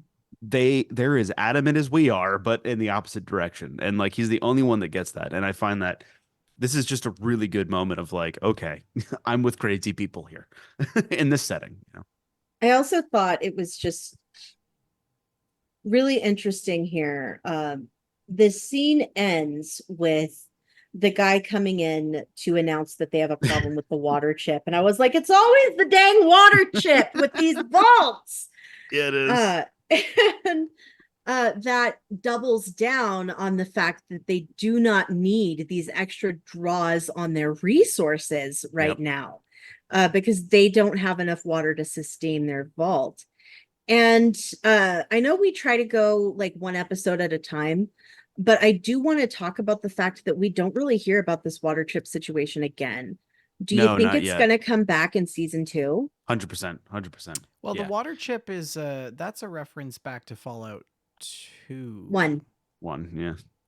1. But I mean, I think it's going to come back. I mean, I think it's going to be an overarching thing. But the other thing that I liked about the water chip bit is they're like, well, this is something the guy who was going to tell him, he's like, this is something the overseer would like talk about in private. And they're like, no, everything's fine. We can share all the information. It's good. It's fine. And then he's like, yeah, we've got like 30 days left. And then everyone's like, panic. And then they're like, let's go in Meeting private. Let's go in adjourned. private. Meeting adjourned. Yeah, this scene was really weird for me because like I was thinking about it in parallels to like our own world. So like, you know, there's that scene where he's like, one of the dwellers showed me his butthole, so like that was a thing through the prison glass. He's And I'm shown like, me that he wants to communicate. yeah, he showed me that he wants to communicate. And I just like kept thinking about like some of the more primitive things that we've become in our own society through like, you know, the pangs of social media and things I like that. showed you right? my butthole. Please respond. Yeah, exactly. But then there's also this sort of like Look at this sort of, I think there's some parallelism to like present day politics going on here too as well. 100%. Right? Because if you think Absolutely. about Norm is that guy that is just telling it like it is. Mhm. You know, nobody really wants to say that. There's a lot of people in the room, and in fact, the lady with the one that got her eye jabbed out with a fork, she was like actually hoping that somebody would say that. Oh 'cause yeah. Yeah. She sort Oh, of yeah. glances over at him as if Is to her say name like Stephanie? I want to say her name is Stephanie. Stephanie. Yeah. And she does catch Norm on their way out of the Mhm. meeting to tell him, like, you know what, you're on the right track, and your father would have Yeah, done the right if your thing. father And was I feel like here, he would know what to do. she just busted out with the Black Widow perk there for a minute, just She is the with the manipulation there. Dude, Like, she does have the Black she Widow has the perk. Black Widow perk. Yeah, Yes. it's a good 100%. scene. Mhm. Yeah, There she it's is there. it's it's an absolutely heavy scene. It's It's as a heavy far scene, as- like, and like, I don't know if you guys have watched it thinking, what would I do? What would I say if I were in this situation? And you're right. Sometimes people are just broken beyond fixing. And that's just the way it is. Take 'em out. That's Sucks. just the I way mean, it is. earlier, before the show, we were joking about how my grandpa got out of jury duty once by saying that we should hang them all. Yeah, he's Norm. He's Norm. He's Norm. Yeah. Yes, he would have liked Norm. Yeah, the water chip And thing so was we kind of funny. move on forward. Yeah, so then and we're back at well, I've got to roll through an ad, so let's talk about Okay. that just a Okay. little bit more. But- Go ahead, Rick. No, I was gonna say it's just to kind of continue on the scene. It is not only is it tough because you see how they want to operate their vault. They want to have transparency, but it's Mhm. really difficult in real life to have transparency without mass hysteria because Yes. sometimes reality sucks and herd mentality is a thing. So you don't I mean that's why they were like, oh, we'll take this in private. And it was very interesting to see the vault have to evolve with the reality of Mhm. Raiders too. They're all trying to keep that innocent level of life is fine, life is exactly how it was before the attack, we're just going to keep on going the way we've been, but they're forced to deal with Face it head reality on, and they yeah. just don't know how to do it, And they except don't know for what to do. few. Yeah Ugh, they really heavy. don't know what to do. So then we're back in the water scene. We get a little snapshot of I think it's a Radroach. Radroach. Yeah, And Thaddeus and Maximus are wading out into the water because they've been that's what you should do. they've Like been what? tracking Mhm. this radiation. Okay, let me just say, if you got a Geiger counter and the Geiger counter is telling you that there's radiation in the water, Don't go get in the go water. Don't get in the water. And the moment when Thaddeus realizes we're tracking an abomination, but maybe not the right one. Yeah. Oh, that's whoops. Like walk around the It dang was thing. gorgeous. And It's a pond. Go around it. so the two are, of course, attacked by this very same gulper that we have been revisiting throughout the episode. And I thought this was a great moment for Maximus because Thaddeus is like, this is my screw up. I will charge into battle first. And Maximus is like, absolutely freaking not, get back to shore. yes. Yes. I am a knight of the Brotherhood of Steel and I will protect you. Yeah. And He's a horrible shot. he is the worst shot. He empties his clip and doesn't hit this thing once. And Thaddeus actually saves the day with Yeah. the harpoon launcher. Yes. What? No, it's Um, it's an assault rifle. I thought it was a harpoon launcher. No, he it's- hit him with the it's- harpoon. It's he like didn't. it's like a He gun. totally hit him with the harpoon. did Yeah, not because you hit can him with a see harpoon. you can see it in the side of its Mhm. mouth here, hanging out. That is 100% a harpoon, my guy. No. That is It's like a bolt. Look It's at a the bolt rifle. of some Look at the sort. rifle he used. yes, but he launched like a metal spear at this thing. Mhm. Okay, maybe there's an It was instance not of it. bullets. It was He was not absolutely bullets. shooting Okay, the so battle let's rifle. just instead of sitting here trying to figure out what actually happened, Okay, let's let's just watch find out what that I'm happened. right. Okay. That's fine. So he goes back to That's the shore, battle. That is an assault rifle from Fallout 4. misses all the shots, 100%. and then You miss every shot that you don't take. And he missed every shot he took. Every shot he took. He's prepared There. to die. See, there it is. What? Wait, no. I think you're wrong. That's Shalene. the anchor. Uh-huh. That is the anchor. from that- Lucy. And he Oh, He shoots him with Are yeah. you okay? Maybe I See, was that's wrong. that's the bait hook thing. Yeah. It's just stuck in. And he See, shoots he's him in the got- face with a 5.56 from the assault rifle. I just Okay. heard some yelling, so I think the Oilers scored. I'm Sorry. Okay, I I have to was check the wrong. score. Now, I will say, Shalene, Oh, it's 2-0. Yes. Sorry.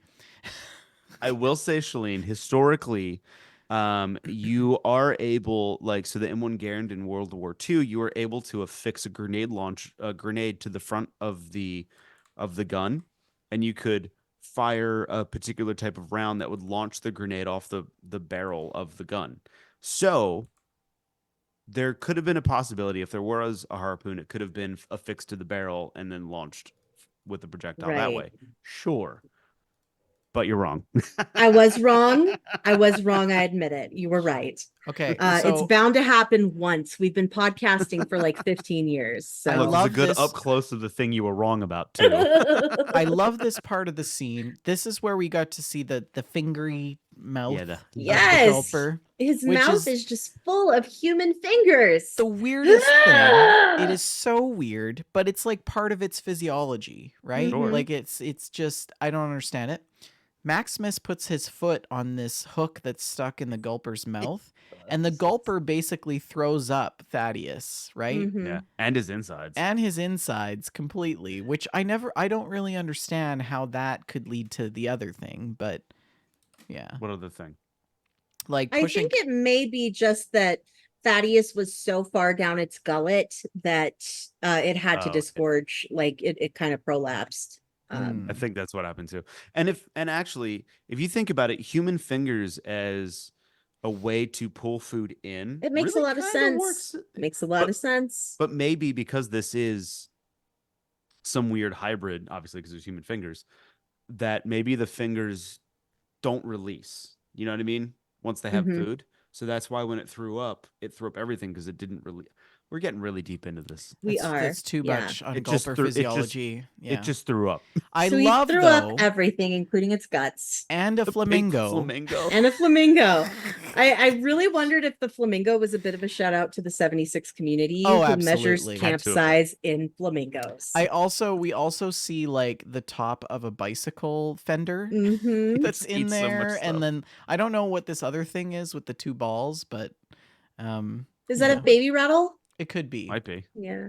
There's like a beer can. There's a whole And bunch of they look trash. behind them, and the head is laying there. The dog is dog's licking, licking the it. head, and they're Yeah. like, "Yes!" It's so good. And their celebration is adorable. it's Just so good. adorable. Yeah. Very wholesome. So You know what's even more horrible about this whole thing is they could have been friends. mhm. They absolutely could have. I been friends. kind of was wishing, like, I mean, we're gonna get to that scene where he kind of outs himself, but I was kind of wishing that would be their moment where that would happen. But I almost kind of wonder if it's still gonna happen. It's gonna develop that relationship. Who knows? Yeah, I definitely think that we haven't seen the last of these characters. No. Then we're in the Yeah. next scene where Lucy and Coop are making their way through the desert. Mhm. She's got him tied up. He's got her Water tied up. everywhere, but Or, not a sorry, drop to yeah. drink. And they he drinks some water from his canteen. She begs for water. He pours the last little bit out on the ground, which was absolutely cruel.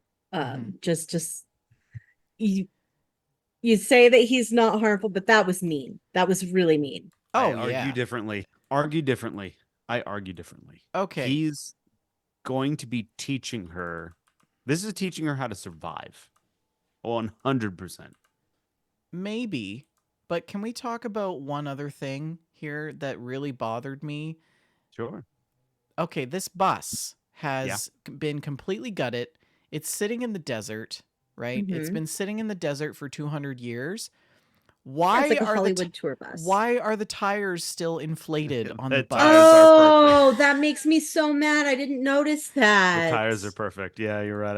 I see that too. Right? It's right here. You see the tires? Yeah, They're the perfect. tires would not be perfectly inflated. Wow. They wouldn't actually even be, there would be no rubber on those Mm. tires, right? That's So- infuriating. So then I'm like thinking in my mind, I'm like trying to like play it down a bit. I'm like, well, Trying to maybe make the it work. tires are just like these futuristic solid rubber tires that stand the test of time. The right? run flats. Yes, they're run flats. Run It's like forever at it's this like point. you're railing on skis or something. Anyways, Oh yeah. goodness, that's funny.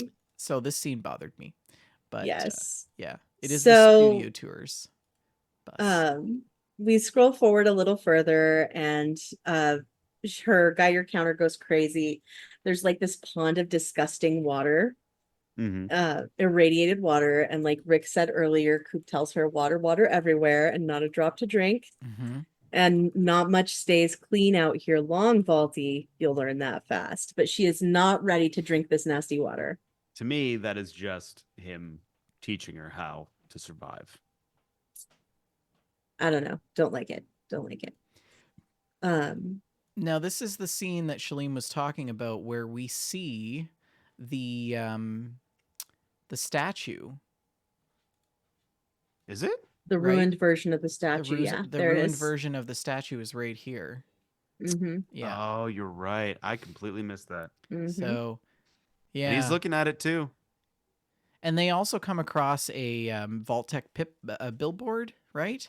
And there's like a Yes. Vault Boy mascot on it, and he shoots it in the face, right through the And head. she looks like personally offended when he Yes. shoots Vault Boy in the face.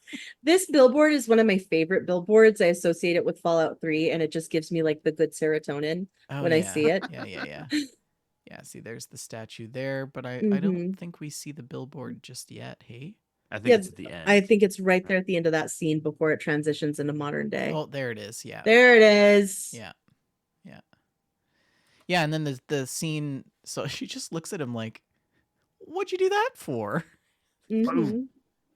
Like, really? It's the best. And we go back into the past, and we have pre-war Coop dressed in his vault suit, walking out to do his first ever advertisement. And one of the thoughts that I had when I watched this episode the first time was that if you would have told me before I watched it that the Fallout TV show would go into the origins of Vault Boy and the thumbs up, I would have been furious. I would have been Mhm. absolutely livid at how freaking stupid that is. They did it so But they made it smooth. work. They He's made like, it "What if I work. give it a thumbs up?" And you're like, "Oh." They made it work. Guys. I would have been so mad if you had told me going into this. It might have made me not watch the show. I would have been that mad if you would have told me this is that the show delves into the origins of Vault Boy. But I love this scene because it all connected for me. And I was like, Mhm. oh my God, that's so brilliant. That's such good writing. Like, Yeah. Does this suit Mhm. really block radiation? Yes. Absolutely. Yes. Of course. Absolutely. Yes.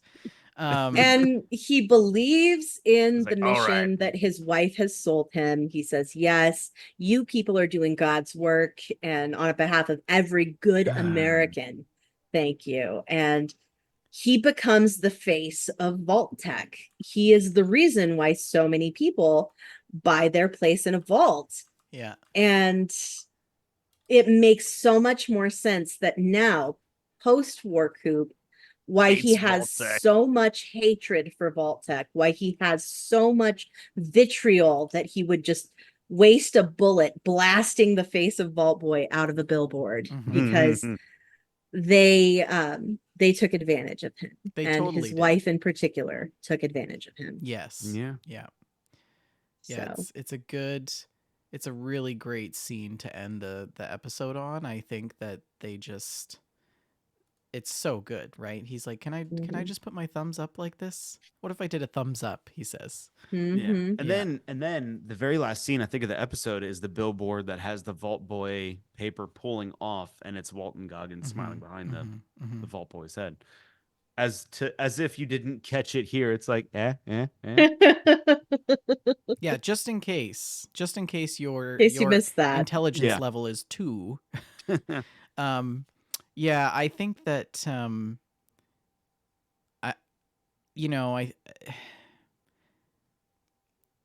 I think this is really the moment where Coop becomes sort of the genesis of the Vault Boy himself, like you were saying, Mhm. Shalene. Yeah. So going back to the billboard, he's expressing his disdain for Vault-Tec, but is he also expressing disdain for himself? Yes, 100%. Mm-hmm. Yeah. Mhm. For what he used to be. Yeah. Mhm. Yeah. It's a good scene. Very good. And then What a great episode. Yeah, it was good. And the end credits were fantastic. We see little snippets of Hollywood in there. I loved Santa watching the Monica. end credits every time. Really good. Yes. Yeah, you've really got to watch the end credits and the intro, or else you miss some things, right? Hmm. Yeah. There are plenty of little Easter eggs in there. Yeah. Anyways, that is You the guys show. have any other thoughts on the episode? Anything else you want to? It's a great bridge episode to like more Mhm. things. You know, they set up a lot of Absolutely. different stuff, like, you know, stuff that they answer that you don't even realize. Gulper. Mhm. Yeah, I think You know? the Vault-Tec, like Norm's character development in this episode was probably Mhm. the most important. And Thaddeus as well, because that's Yeah. really where we see the new characters. We know about Maximus already. We know about Lucy and Coop. We get a Um, lot of character growth for our side characters. Yes, in yeah, this it's really episode. nice. Yeah. And in a way that doesn't feel too obtrusive to the main arc. Mhm. You know what I mean? It's not like they're like, here, we're gonna go like sidetrack for a while. They do it in a very good way that it ties in with the Mhm. other characters. Mhm, mhm. Love So that. they all grow together. Oh, Yeah. so good. Very. Anyways, that is the show. I don't have a transition for this, so I'll just- Congratulations on being prepared for the future. have either of you been up to any Fallout gameplay? I have been playing a bunch of Fallout 76. They rolled out the new season and the new content for the Skyline Valley update with Shenandoah Valley. And I've done a little bit of the Shenandoah. I haven't done that much of it, but I have been keeping up with the homework for the season, for the daily and weekly challenges. And I've been enjoying it. It's been a good time. And the story, I've been working through it. I'm on like the third or fourth quest of the storyline for Shenandoah, and Archon and I have been going through it together. So Hmm. that's been fun. I started it. I'm still looking for the radio broadcast signal, and I've got to talk to Allison, Mhm. Alyssa. I don't remember her name. but- Yeah, I went and found the vault door, and I'm looking for I just started it, so. But Yeah. I did do a little bit of venturing around the new part of the map. It is fun to just explore down there, isn't it? I love that it is conveniently located next to my house. Yes. Just south of WJLG Lake. It is literally just right there. And I'm actually kind of happy that it didn't encroach on my land, on my 4 acres, because you could stand on my porch and see some of the new buildings. Uh-huh. So it's like literally a stone's throw away. The radio tower specifically. So That is so but funny. there's a lot of really good buildings. Rick, I don't know if you've ventured around, so I don't want to say too much because I don't want to I haven't spoil played it. it But at all, honestly. you know, lots of new buildings to check out. Very fun. Yeah, new NPCs as well, new lore. I think. There is some new Oh, lore, sure. yeah. Yeah. Quite a bit. Yeah. It's been fun. New enemies and a new world's boss in the form of 3 giant robots that Ooh. can be triggered by a nuke. So Yeah, that's fun. Nice. Rick, any Fallout gameplay? Nope. Right. Let's hop into our lore segment. This week's lore is the Gulper. The Gulper is a mutated species of salamander that continues to grow throughout its life. These things continue to grow as long as they live. And these creatures first appeared in Fallout 4's Bar Harbor expansion. There are several types. Such a good expansion. The Gulper Newt, the Young Gulper, the Glowing Gulper, the Gulper Devourer. And Fallout 76 replaced the Young Gulper with the Scorched Gulper and also added the Acidic Gulper and the Toxic Acidic Gulper. In addition to Fallout 4 and 76, they appear in the Fallout TV series. East Coast gulpers were amphibious hellbender salamanders who mutated due to nuclear fallout resulting from the Great War and radioactivity resulting from the fog of Far Harbor. Fahaba. The hellbender. You gotta say it right. Fahaba. Bahaba. The hellbender salamander is a real-life creature, and it is much larger than other related creatures. It is the largest salamander in North America. They can get up to like 2 feet long. I had so much fun reading about these salamanders. They have an unusual means of respiration involving cutaneous gas exchange through capillaries found in their lateral skin folds. I don't know what any of that means, but it sounds Cutaneous cool. gas Gills, exchange Rick. is also Gills. known as skin breathing. It's not quite the same thing as gills. It's the same functionality. While the origin of the name hellbender is unclear, the Missouri Department of Conservation suggests that it comes from the animal's appearance, and that early European settlers thought it was a creature from hell, where it's bent on returning, or that the undulating skin reminded observers of the horrible tortures of the infernal regions. I think that its coloration and patterns are neat and not diabolical at all. I think they're cute little guys. They can reach up to 2 feet in length. But back to the fictional version, gulpers reach towering sizes, much larger than a human due to the exponential growth, and they roam both the shores and inland areas, often hanging in trees to ambush prey, aka you. They can slide through swamps and hide underwater. The West Coast gulpers are a bit different. They are due to the result of vault experiments that we will dig into in a future episode of the show. And these creatures more closely resemble an axolotl, which is also a species of salamander, as opposed to the hellbender salamander. They have a mouthful of human-like fingers, which is pretty darn horrifying. And that's the lore. Nice. We do have a weapon of the week. I don't know. Did you want me to just transition into that myself? Well, the lore, the lore song was still the going. lore segment is actually shorter than the bumper this time. So, and I can't stop it once it's started. I so we're mean, just gonna... do we want to stop it? No, it's let's roll into the weapon of the week, and we'll just overlay it with this bumper. No! Okie dokie. Take it away, Shalene. Oh, it actually Brilliant. finished. The lore segment bumper is done. Perfect. The weapon of the week is the Ghoul's Revolver. Cooper Howard's ghoulified self wields a unique hand cannon that does not bear a ton of resemblance to any existing weapon in Fallout canon. It appears to fire high-powered shotgun slugs, larger than the standard 10 gauge, and the slugs appear to sometimes explode on contact. Based on Howard's bandolier, I would say that the ammo has different properties. He has different types of shells for his weapon with different properties, but that's just speculation. Some viewers have compared the weapon to an MTS-255, a Russian revolver shotgun, but with a modified stock and a shorter barrel. And there are two variants of the MTS-255, a civilian version with a permanent wooden butt and fore-end, and a police version with a that has black plastic accessories and a mounting rail for attaching sights on it. I had no idea that this thing existed, and frankly, I am shocked that Americans didn't invent it. It looks really neat. I do recommend giving a Google to the MTS-255. Yeah. Well, it's because I'm trying to see what year the Striker was. Oh, we didn't even make that. Never mind. Okay, Yeah. never mind. The Ghoul Revolver was added as a weapon in Fallout Shelter, and it can be found in lunchboxes or crafted in the weapon workshop.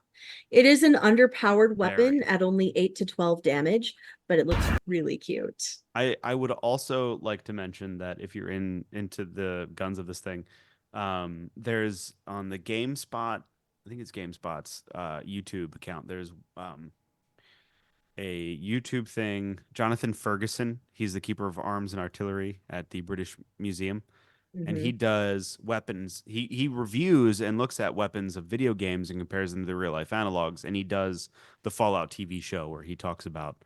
It's really fascinating, and it's really cool. That But, is a revolver shotgun. That is wild. Yep. A This is- revolver shotgun. Are you this kidding one, me? this one here, I think is just a plastic like toy gun. That but, is Mhm. But silly. I love when Coop fires his gun and it's like Yeah, Mhm. like it's, yeah, it it's a has the- weird. The sound design for that gun I thought was strange when I first heard it. I was like, Yes. this is a strange thing to do. But yeah, there's actually a funny thing that Jonathan Ferguson on his show about this points out when the ghoul is reloading his gun when he shoots that dude who's like holding his stomach as he sits with him in the firefight in the town. Yes. There's a scene where he goes to reload his rifle, but the bullets are so much bigger than the input port for the bullets Yes. that he just kind of Yes. fiddles around a little bit, not knowing what to do. And I missed that the first time. it's funny. Yeah. So yeah. That's the weapon of the week. Any That is the weapon of the week. any emails or mail or questions or comments, Shalene? I didn't even check the mail stack. But we are running a little long. I think you wanted to be wrapping it up. Yes, so. I do have to go get packed up and prepped for my hike tomorrow. It's going to be a long day. So, don't forget, there is now a new episode of Dames Who Game on the feed.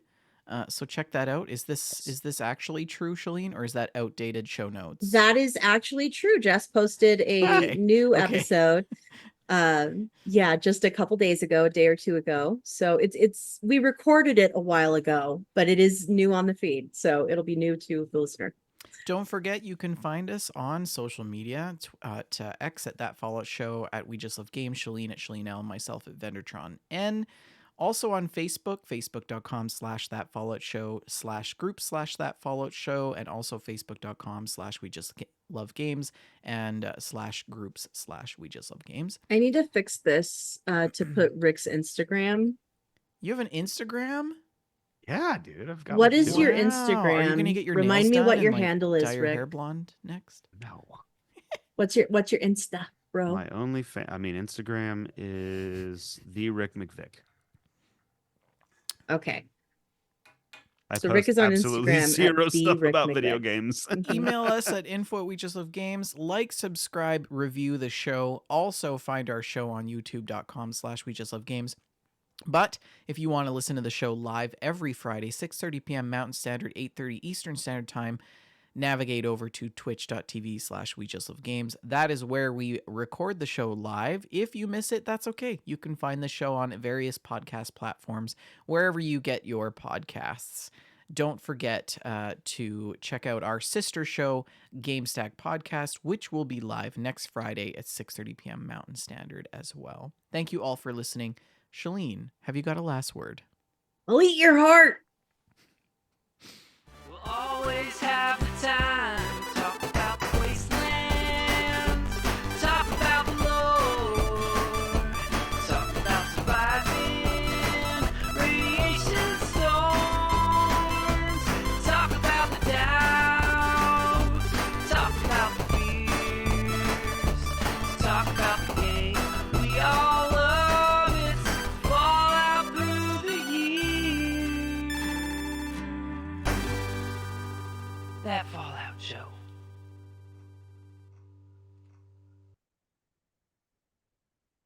That was fun.